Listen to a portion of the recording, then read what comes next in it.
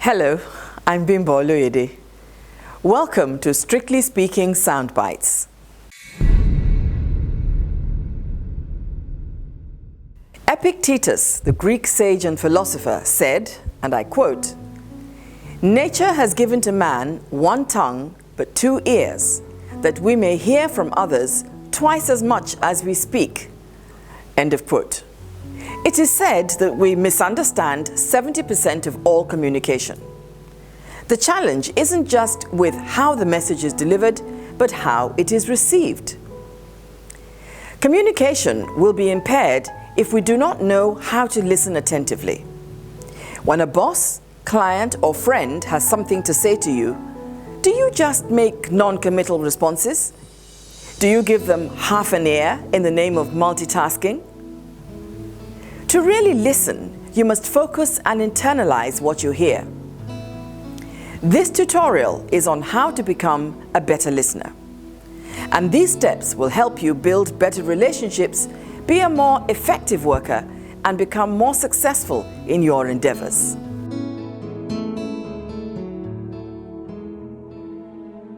Number 1, give your full attention. You can't effectively listen to someone if you're not paying attention to them. So, the first step is to stop what you're doing and actively switch your focus to the person speaking by looking at them and giving them your full attention. This shows that you recognize their importance and are willing to fully engage in the conversation. 2, stop talking. It is no coincidence that the word listen is an anagram of silent when the letters are rearranged. You can't talk and listen at the same time. Remember, the goal here is to listen to what they have to say. You'll have your turn to speak afterwards. Obviously, if you don't stop talking, then the other person won't have a chance to speak, giving you nothing to listen to. But also, if you keep the limelight on yourself, then you aren't paying attention to what they're saying, and at the end of the conversation, you'd have missed out on important information. 3, eliminate interferences. Now, just because you stopped talking doesn't necessarily mean that you're listening. Distractions are everywhere, from computer screens, phones, and that poster behind your desk. If possible, try to move away from loud environments so you don't get distracted by something or someone else. Don't look at your screens or paperwork in front of you and put your entire focus on the person you're talking to. Number 4, stop thinking and be present.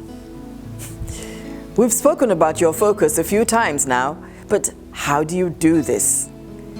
It isn't quite as simple as avoiding external distractions, because our own minds and internal thoughts can distract us just as easily. Try to manage distracting or unwanted thoughts that pop into your mind by gently noticing them and putting them aside for later. Avoid making assumptions. If you get into a conversation expecting them to say something in particular, you'll end up distracting yourself from what they are actually saying. 5, really pay attention. Make sure you give 100% of your attention to what they're saying, and be honestly involved and inquisitive about what you're hearing. Think to yourself, this is fascinating, and be prepared to lose yourself in their ideas. Think of the person speaking as the only person in the room, regardless of who else is there. And put your mental energy into listening, not on planning your reply. When it's your turn to speak, if you've been fully paying attention and internalizing their words, your response will come naturally. 6, listen without bias. Look, if you've already made up your mind about what they're saying, you won't be able to listen effectively. Try to set aside your existing views and just listen to theirs. Be open to hearing new ideas and welcome the unexpected. Ultimately, you may not agree with everything or anything they say. Your opinions will form naturally, but try to resist the urge to interrupt or immediately disagree without first considering their points. Number 7, listen at a deeper level. Meaningful conversations are more than merely the combination of words spoken out loud. A person's tone of voice can reveal a lot. If someone's words are calm and agreeable, but their tone of voice sounds angry, upset, or disappointed, think about what this means. Also pay attention to non-verbal cues, such as the way they stand and hand gestures. Notice what their posture says about what they're saying. Are they casually leaning on something, or are they hunched over and closed off? Being an effective listener means being able to read between the lines and look for those subtle clues and subtexts. 8. Demonstrate that you're listening. When someone speaks, it's usually on the assumption that someone will be listening. If you show that you're actively listening, you'll build a better rapport with the other person, and they may end up opening up more and giving you additional useful information. Small actions like leaning forward to show interest, nodding along with their points and saying little things like aha and okay as they go along can show that you are genuinely interested in what they're saying.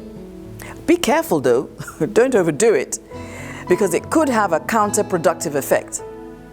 When you respond, quickly summarizing something they've said also shows that you were focused and paying attention. And then using their words or phrasing when you make your points shows that you've internalized what they said. Finally, being an active listener will confer on you the strange power of influence.